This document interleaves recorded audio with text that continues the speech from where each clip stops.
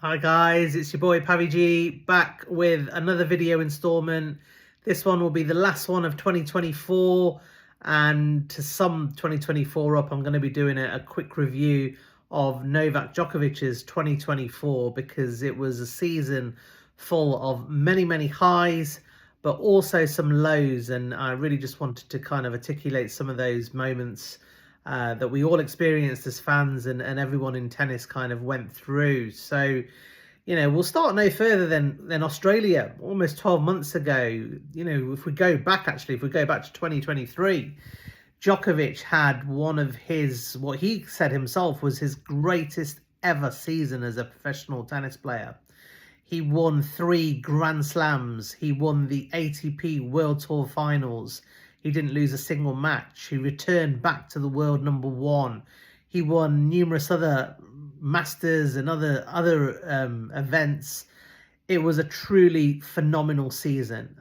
And it didn't surprise me because I knew after 2022, with what Djokovic had to face, being banned from playing in 2 Grand Slams, the US Open and obviously famously Australian Open, where he was deported, but also in the slam that he won at Wimbledon in 2022, he didn't get a single ranking point due to the ban of Russian and Belarusian players, and something that the ATP decided that they didn't want to issue any ranking points as a result. So I knew going into 2023 that Djokovic was super pumped.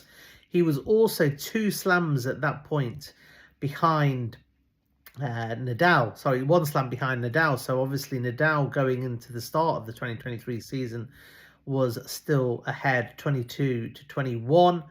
And what happened in 2023 was just phenomenal. Djokovic went on to win 3 Grand Slams to go 2 clear of Nadal and get up to 24 slams and 4 ahead of Federer, something that he always wanted to do, and it kind of cast no doubts as to his title of being the greatest player of all time.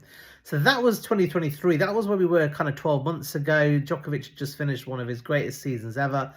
Everyone was asking what was going to happen in 2024.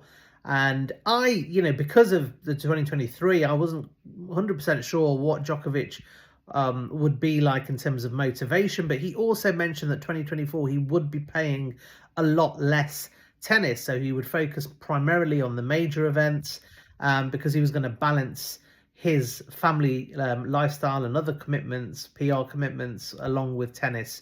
So kind of, we already knew from the start of 2024 that he was going to be playing less tennis in the year. But obviously his biggest and most kind of important aims of the year, which he said himself, was to try and get that elusive gold medal, which will happen in the summer. And obviously we'll talk about that in more detail later on. So Djokovic started in Australia, obviously the place where he's had phenomenal success. He'd won the last kind of 4, I think 2019, 2020, 2021, 22. I think he had won the last 4 Australian Opens on the spin. So he was, banging form. It's his place. He went through many games at Australian Open without a defeat. So he started off as a favourite again in 2024, and understandably so. But it was quickly apparent in Australian Open that Djokovic was struggling a lot with a really bad virus.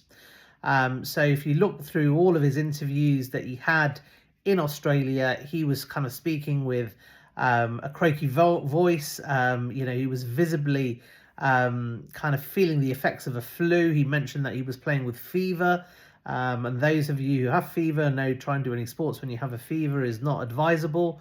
So Djokovic was kind of grinding through these matches. They weren't really his the kind of level or skill that he normally does at Australian Open. So, a lot of people watching that would say, well, he's struggling.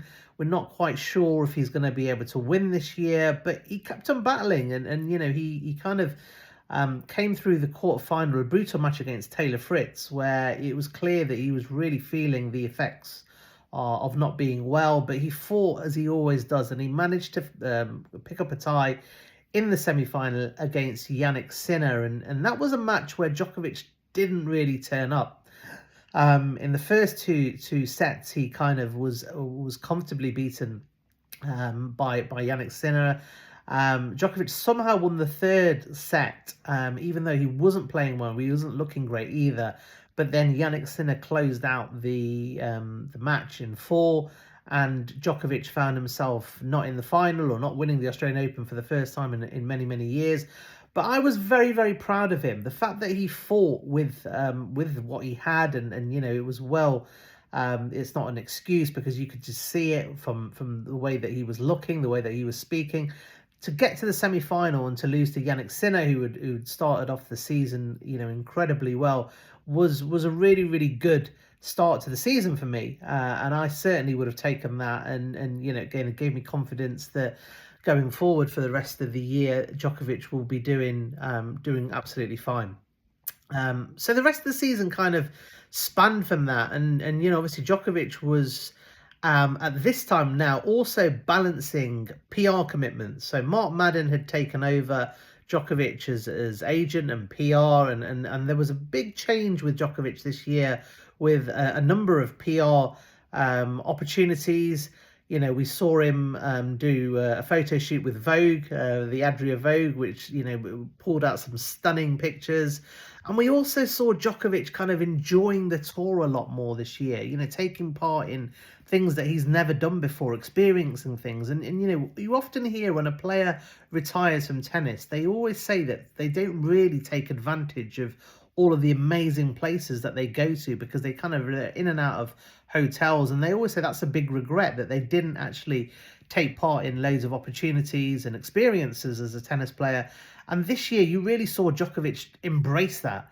He was taking part with whichever place he was playing at. He was taking part with a lot of PR stuff, but also a lot of fun stuff as well. So this year we saw so many amazing photo shoots really from Djokovic, which certainly sent a lot of viral kind of social media messaging, and it was lovely to see. But for those that wanted him to focus on tennis and to keep winning, and there's an element of fans that simply don't like it when Djokovic isn't winning, or if he's not putting 100%, and I'm not one of those. I've always been someone that I play sport to not a professional level, but an amateur level in tennis, in paddle, and cricket, whatever it may be, and I've never ever have an issue with losing. As long as it's done fairly, and there was no bad calls or bad, something that bad made happen. I don't mind losing, and that's the same with Djokovic. He's not a machine, and he can lose matches. But he went into Indian Wells, which was the first time in 2 or 3 years, because he was banned from Indian Wells because he was not vaccinated in 21 and 22. So he came back, but he was in the midst of this tour in America. So he was being pushed, doing various magazine shoots, doing a lot of stuff for Lacoste as well. And he was doing a lot of stuff in America because he hadn't been in America. If you remember, he was banned from America for 2 years for not being vaccinated. So he had a lot of catching up to do. Djokovic has got a number of friends and family in America. He actually took his family with him, which was brilliant. So you've got Yelena and the kids are with him. They're doing all the things that you would do when you're in America and seeing the sights. And Djokovic, for me, it was clear that he wasn't that focused on the Indian Wells tournament. And he lost to Luca Nardi in the second round, I believe it was, quite comfortably. And I'd kind of seen before then, I saw Djokovic was hitting with a college student, and he seemed to be, the college student seemed to be getting quite a lot of joy. So I kind of knew that Djokovic's probably heart wasn't in it. He kind of lost that, and then he pulled out of Miami, because I think he probably felt, look, I've got other commitments to do. Miami isn't a priority of mine. So he pulled out of that, and he carried on. We're into March, April now, and he's carrying on spending quality time with his family, which is really, really important. Djokovic mentioned at the Australian Open that he was really missing Yelena and the kids this year. They didn't travel to Australia for school commitments, understandably so. But he was saying, he misses the little things, like he missed his daughter first tooth coming out, which if anyone is a parent knows that's a special time for a parent and for a kid, and he was saying that he was he felt a little bit sad that he missed that. So he really wanted to kind of embrace the time that he spends with his family, while at the same time enjoying experiences on the tour and doing loads of things that he's never done before. So, we go kind of March and April, and then, Djokovic, one of his first highs, from a tennis point of view in 2024, was that he was awarded the Laureus Sports Athlete of the Year, which is a very coveted title. Djokovic has won it in the past before, but to win it again really kind of emphasized what a global sporting icon Djokovic is. A star-studded event, and certainly something that he really enjoyed. He was presenting the Ballon d'Or football awards, and he was really kind of becoming, his profile was really kind of climbing up the roof. Not just from tennis. He was kind of seen as an ambassador, and he was seen as a hero to a lot of people. I think after what his stance was on the vaccine, I think a lot of people, he got a lot of new fans. So he was kind of seen as a global icon, and he was doing a lot of PR stuff leading into the kind of clay court season. Now Djokovic returned, so he decided that he wanted to play Monaco, Monte Carlo, which he doesn't normally do well in. So I think the last 4 or 5 years he hadn't passed second or third round, so he doesn't do particularly well there. But this year I felt he did quite well. He made it to the semi-final. He lost to Casper Ruud, but he got some good games under his belt. Next kind of goes on to kind of May time, and his next event was Rome. And Djokovic had kind of said that, in interviews, that he'd had this virus that we knew in Australia. He also had a lot of PR commitments. But going into Rome, he was saying that he's now felt that he feels good. He feels refreshed and motivated. And meanwhile, in the background, you've got all the haters saying, "Oh, he's lost his form. He's not the player he was. He's lost his hunger." And so, you get your normal kind of haters that kind of go on to anything, and then you get an element of the Novak fans as well, who simply don't accept the fact that he's going to be doing other things other than play tennis, and they were worried about his form. So going into Rome, in preparation for Roland Garros and the further slams and the rest of the season, Rome was quite a big test, and no one kind of really knew where Djokovic was. Obviously, he lost to Casper Ruud for the first time in his career at Monaco, which he hadn't done before, and he'd also lost to Luca Nardi, which is a lower ranked player in Indian Wells. So people weren't 100% sure in terms of where he was going to be at with Rome. But he came out with Rome and he played Corentin Moutet, and he kind of absolutely demolished him in the first round. He played some of the best tennis of the year, without a doubt. Djokovic was back. You could see it in his eyes. He looked fitter.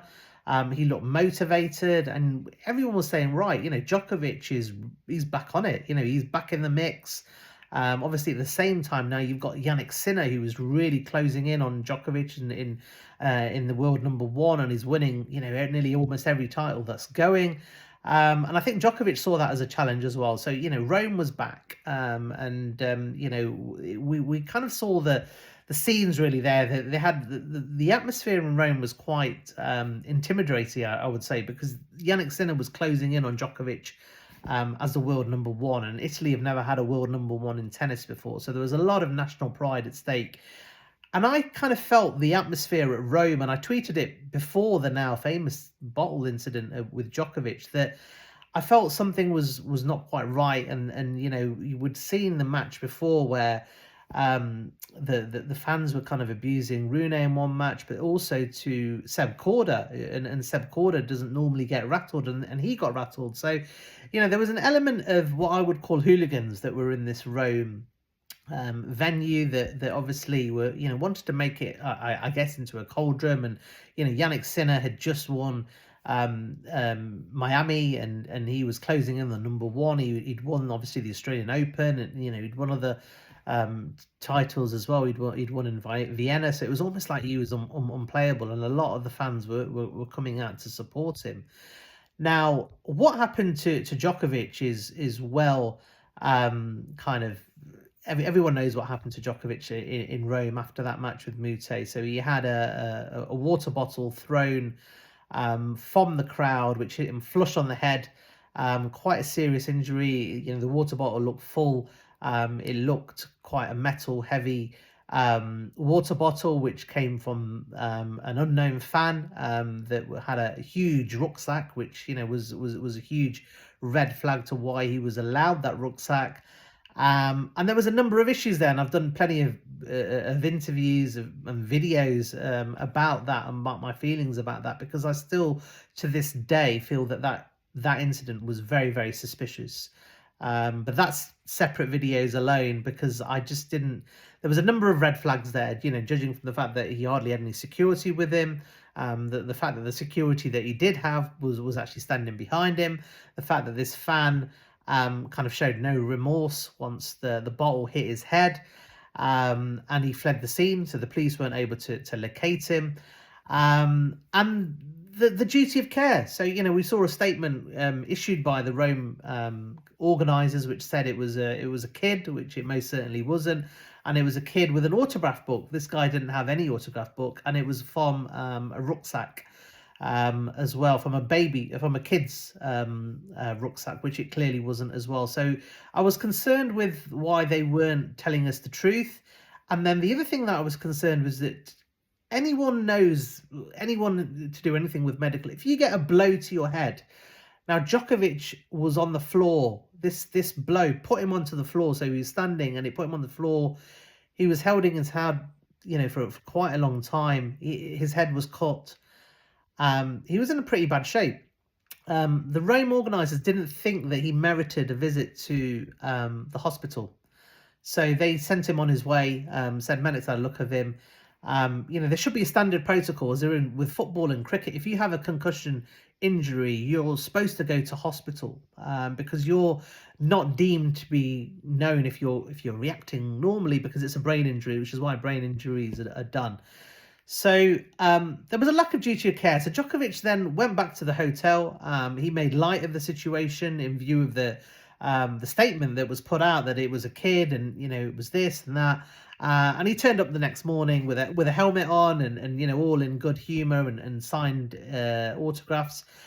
But the real issue started when he played in his match against Alejandro Tabilo, and he lost 6-2, 6-3. And it wasn't the fact that he lost, but he was a shadow of the player that he was just 24 hours before against Corotin Mute. He just didn't look with it. And, he said in the post-match interview, he felt disorientated, he felt sickness, he felt dizziness. So he was explaining all of the symptoms that he had were signs of concussion.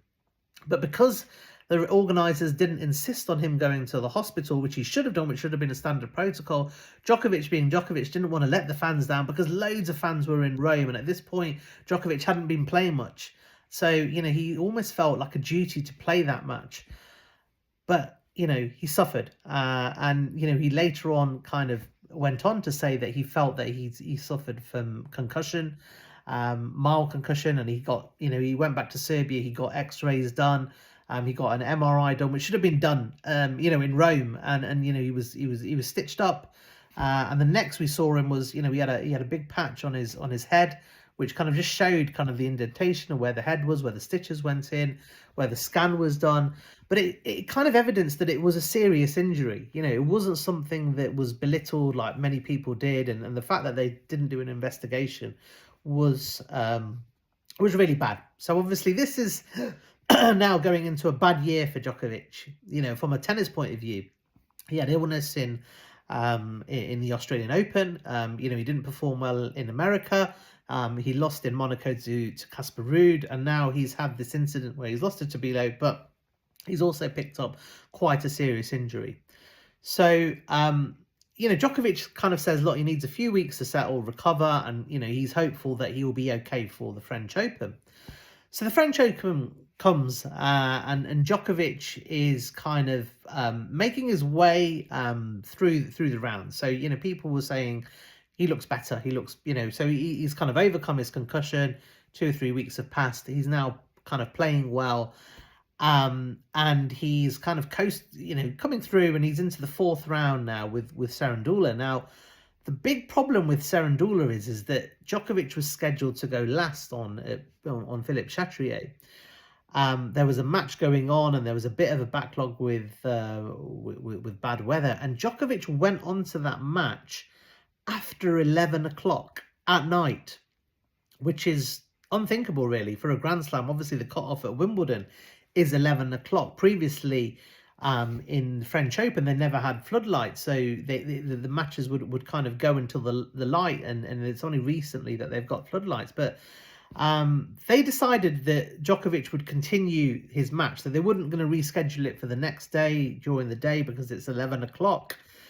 We don't know how long matches are going to go ahead for. And it ended up being a brutal match with Cerundolo, who's a fantastic clay court player, and he pushed Djokovic all the way. And this is the match where Djokovic was concerned with the clay. So there was a number of times where he said, this clay isn't right, it feels really slippy. And there'd been quite a few players that were slipping. And because it's gone really late, it's 11, 12 o'clock, you know, the clay isn't used to the dew that goes on. It feels different because players don't normally play clay at late because it puts dew. It's why you don't play typically on grass when it gets late, because you get dew on that surface. So he asked for the ground staff to say, look, can you have a sweep or can you have a look at this, because it doesn't feel safe to me. He was then declined. So rather astonishingly, the umpire said, no, you know, they're only going to do it at the end of the set, which is unthinkable, really. You know, if a player comes and tells you that something doesn't feel right, you know, Djokovic has been a pro for 20 years and saying it's slippy, it's a duty of care, you would think, to say, yeah, okay, well, at the changeover, we'll have a look. We'll see if there's, you know, what you're saying is true, and we can try and sort it out. He never did it. So kind of what happens next? Obviously, again, we all know is a massive low point. Djokovic slips, and then it transpires that he tore his meniscus on his knee. A very serious injury. He somehow got through that match with Cerundolo in 5 sets. It was past 3 a.m. in the morning when that match finished. So kind of from a physical and mental point of view, you were cooked. You know, you've got this injury. You're probably fuming with the fact that the officials haven't listened to you and listened to your concerns, but you've also now got a knee injury. Djokovic withdrew from the quarterfinal match with Casper Ruud, which he was absolutely devastated by, but he was even more devastated because an MRI confirmed that it was a bad tear and that he would actually need surgery. Now, Djokovic at this point was back. You know, he'd done his PR commitments. He wanted to play tennis. He was back on it, and he took a decision. And he didn't take this lightly to do surgery on his knee. And this is in June. And I think he had a 6-week span before Wimbledon started. Now, with a meniscus tear, they normally say if you don't have surgery, your recovery time is nearer kind of 8 to 10 weeks. But if you have surgery, you're kind of fit and ready to go within 4 to 6 weeks. With Wimbledon, you know, I think it was about a month away at that stage. The timescales were really tight, but he decided that he wanted to do that, and he did. So he had this knee surgery in the summer with the full intention of trying to get ready, not just for Wimbledon. Wimbledon was a priority, but his biggest priority of the year was the Olympics. And he didn't want to not take the surgery and then be forced out. So where he misses Wimbledon, he also misses the Olympics, which were very, very important. So this is the time when Djokovic is now off ill. And you know, famously now my spat with Andy Roddick, because Andy Roddick comes out and says there's no chance that he can play Wimbledon. You know, he's just had knee surgery. He should do the right thing and pull out of the draw now so that people know, instead of hanging on and, you know, letting people down last minute. And that's kind of when I took, you know, offense. And I said, it's got nothing to do with you. You know, we knew that Taylor Fritz had a very similar injury and then a meniscus tear in 2021, and he came back and played Wimbledon. So we knew that it was a possibility, but they were kind of putting pressure on Djokovic to not play. You know, so Roddick had said, well, he's not going to play Wimbledon, he's not going to play Olympics. You know, his kind of season is pretty much done. We know Djokovic is determined, you know, and he completed an unbelievable recovery. So he came back within about a month, within just under a month, and people were shocked. And he said, yeah, I'm ready. I'm going to play Wimbledon. I'm kind of keen for that, which was great for me, because I got to see, I think, 4 of his matches at Wimbledon, and you know, some amazing experiences, including the final. as well. But we'll talk on to that. So Djokovic kind of, Wimbledon is a bit like Australian Open. He's a great grass court player. Goran had helped improve his serve, and to be good on grass, you have to be good at serving. And Djokovic kind of, he had some tricky matches. He had Alexei Popyrin, which really pushed him under the lights, which I was there for. It was a brilliant match. Djokovic got through that against Jacob Fernley, the young Brit who went on to have a phenomenal season. He pushed him. He took him to 4. But then Djokovic really started to kind of go into kind of Djokovic mode, and he played some phenomenal tennis to beat Rooney in straight sets and Musetti in straight sets. And somehow, just a month or so after surgery, he managed to find himself in the final of Wimbledon. And everyone was pretty astounded. So you can say this is a pretty high, really. He's just had knee surgery. He's now in the final of Wimbledon. But he was playing Carlos Alcaraz. And this was the match where I was at. I was on centre court. And the very first game was a Djokovic service game, which lasted, I think, 14, 15 minutes. And Alcaraz won that game. And I looked at Djokovic and I looked at Reggie, who I was sat next to, and I said, I don't know whether Djokovic has got enough in his tank with his knee, mental, physical, whatever, to kind of withstand this thing for 4 hours. And that kind of proved the case. Alcaraz for me, it's undoubtedly the best tennis that I've ever seen Alcaraz play in his career. He was dominant from the start. Djokovic was very flat. He didn't do any of his raws. He was struggling kind of with his ground strokes. It was, it almost felt like Djokovic had kind of put everything out there. From his knee surgery, from the bottle incident, there's so much physical and mental anguish there that he just thought, actually, I can't do a war. I can't do a war today. And he needed to be in a war to beat Alcaraz. And Alcaraz won the match in 3 sets. Djokovic actually took the 3rd set to a tiebreaker. I thought that was a great effort because Alcaraz was clearly the better player on the day. He kind of made Wimbledon. People, the haters and the people that worried about him, made this a big issue, saying now he's losing at Wimbledon. For me, I was so proud. I was so proud that someone went through a knee surgery, got to the final of Wimbledon. If you look at his 3 slams today, I thought he's actually done quite well. He got to the semis, beaten by informed Sinner. He actually made the quarters of the Roland Garros, but had to pull out with an injury. He made the final of Wimbledon. So I thought actually he's doing fine. He's had a lot of issues, but he's doing fine. So, the lows are kind of changing, but they're kind of building now to kind of the biggest high that Djokovic has ever had in tennis. Some of the most emotional scenes that I've ever witnessed Djokovic, and I've watched Djokovic for years, abroad, at home, I've watched him on TV, watched him live. I've never seen him so ecstatic, so kind of visibly moving on to obviously what I'm talking about is winning that Olympic gold medal. And we'll take it to the start because, Djokovic, when the draw came out, it became apparent that Djokovic was going to have to really play well to win the Olympic gold. He had Rafa Nadal as his 2nd round match on clay.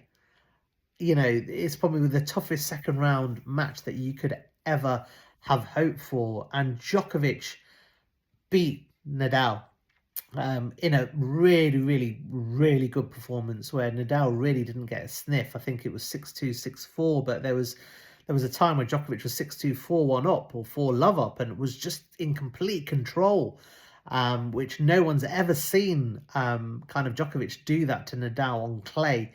And he was pumped. And he even said afterwards, he was ecstatic. At this point, we didn't know, obviously, Nadal was going to retire a couple of months later, but he'd beaten Nadal with a sensational performance, and he followed that up throughout the tournament. The one match that really stuck to me before the final was the match against Tsitsipas, which Djokovic won 7-6, 7-6, and I think there was a time, I think Tsitsipas was like 5-2 up or something in the second set, and Djokovic just kind of ground and you know, was so clutch, and he played one of the best tie breaks that I've ever seen him play in beating Tsitsipas.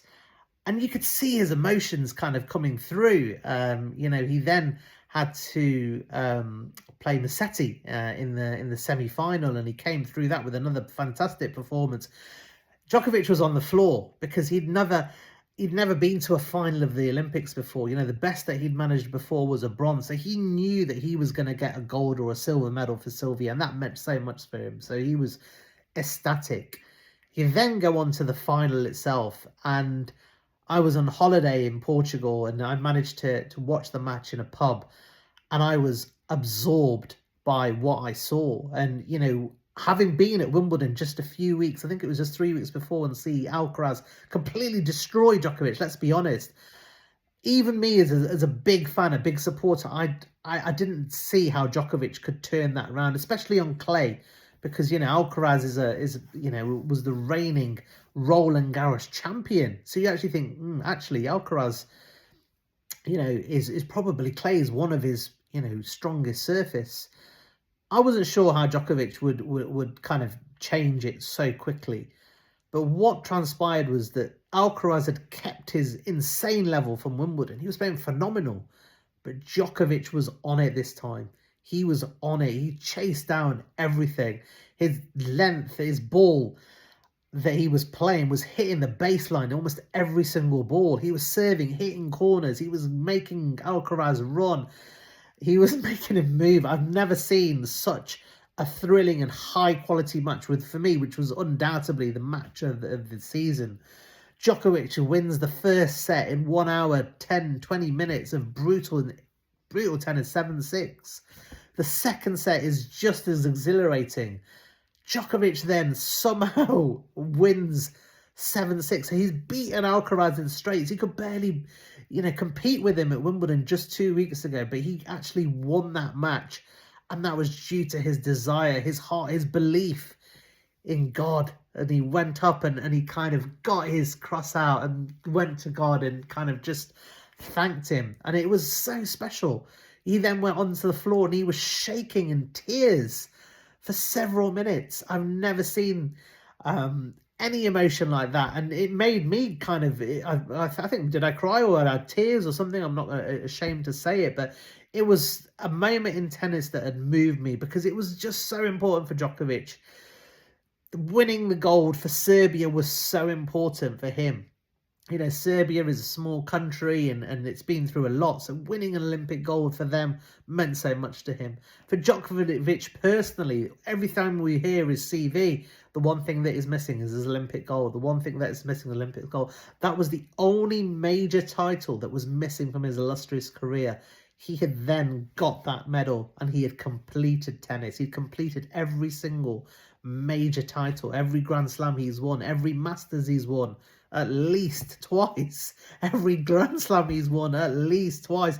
He'd now had that elusive gold medal to kind of put into his CV, and he was absolutely ecstatic. So, you know, there's no doubt knowing what Djokovic's high point was, because he then went on, you know, a party for, like, it seemed for the rest of the season.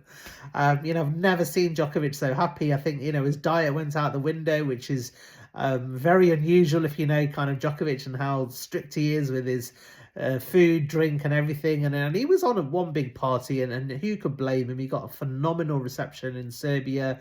You know, he kind of really embraced the whole experience and enjoyed the moment. And, you know, it was a very, very special moment. And that was kind of, you know, we're in August now.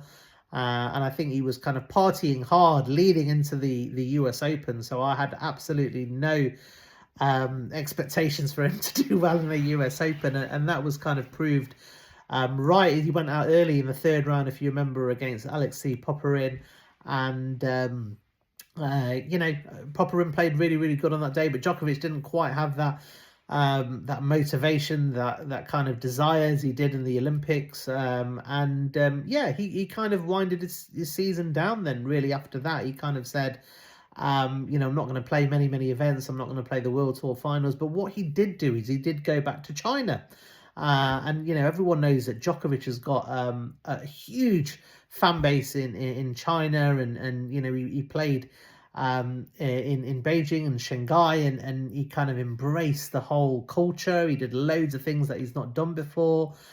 He had a great time, and back on court, he was back on it again. So if you remember, his last competitive kind of match that he played this year was back in Shanghai, and he lost to Yannick Sinner, a tight match, a really, really good match in the final.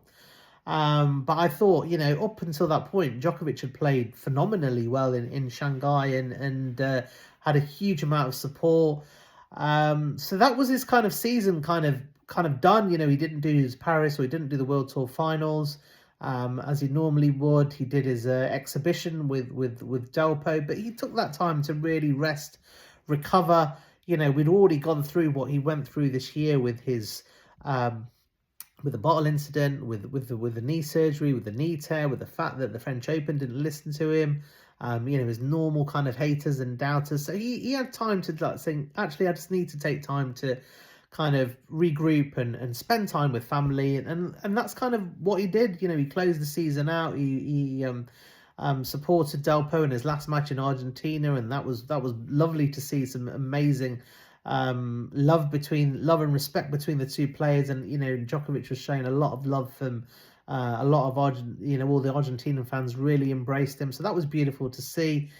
And that's what, we're on the 30th of December, so his year is nearly done. Earlier today, he played with Nick Kyrgios for the start of the 2025 season, and he looks in great shape. They won the doubles match. So that was Djokovic's year. From a fan's point of view, for me, happy, ecstatic. If you told me that he won nothing else apart from the Olympic gold medal, I would say absolutely we would take that. I was thrilled for him for that. That's always going to be with him. I was more happy with his PR as well. I know how much he does for people on and off court. And the fact that the other world kind of saw the different side to Djokovic, and he did various events and presented awards and did various modeling shoots, and just really embraced the tour. And I'm happy for him, happy for his family. He got to spend more time with his family this year. But looking ahead to 2025, I do think Djokovic has got that fire and motivation back. I think 2024 was almost like a regroup year, and kind of let's reset. And he's said that he's been working hard off season. Obviously, Andy Murray has spent 10 days with him in Marbella, and they've had a good training block. He's now got to Australia earlier than he normally does, so it gives him time to acclimatise, and it gives him less chance of picking up the viruses. When normally if you go from Europe to Australia, you're more susceptible to picking up stuff from a cold climate going to a hot climate. Sometimes can put your body in all sorts. So he's spending a lot more time in Australia this year. He's got there early. He's got plenty of time to acclimatise. He's continuing to work. I think 2025 is going to be a big year for him for tennis. I think he will get to 25 slams. I don't think he's going to win, 2, 3, 4 or whatever. I don't think anyone at 37, he's going to be 38 soon, can do that. But I think he's good enough to win a slam and some other titles. And, I'm excited for him. He's on 99 career titles. So, he's waiting for that 100th title, which is going to be special. I think if he can get to 25 Grand Slams, that will be just phenomenally good. And just really looking forward to the season ahead.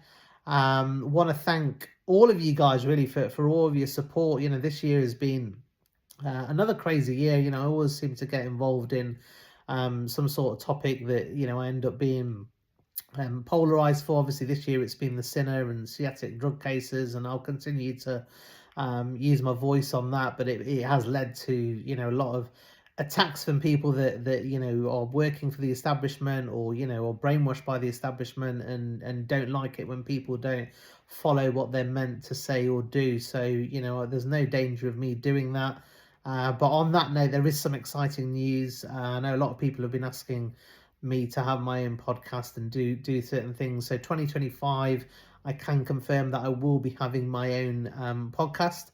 I don't want to give any more information about that, but I am being supported by a company not part of the establishment, so I'm going to be free to kind of continue as I'm doing, but showing an alternative view. And we've got some phenomenally good people in tennis that I've lined up to interview that will be part of that podcast in 2025. So some exciting news for me to share with you. But on this note, I just really want to wish everyone a very, very happy new year. Look after yourselves and your family. It's the world is a crazy place at the moment, and it's really important for people to stick together and look after each other, and have fun. Life is about making memories and being happy and making the most of what we can whilst we're on this planet. So wishing all of you a happy new year. Thanks for all your support. God bless all of you, and I'll be back in 2025 with, as I said, some podcasts, but also some more videos. So I'm now on YouTube, so if you're not already subscribed, then please do subscribe and give me some support that way. That would be much appreciated. It will help me get more videos out there and attract some exciting guests that we have already lined up. So all the best. Take care. That was my review for 2024 for Novak Djokovic. I was pleased, definitely, with the Olympics.